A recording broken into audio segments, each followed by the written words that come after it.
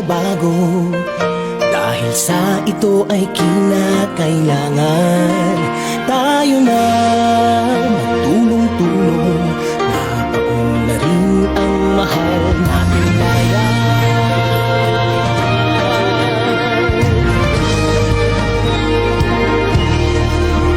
Panahon na magbabago at ayos ang mga dapat ayusin.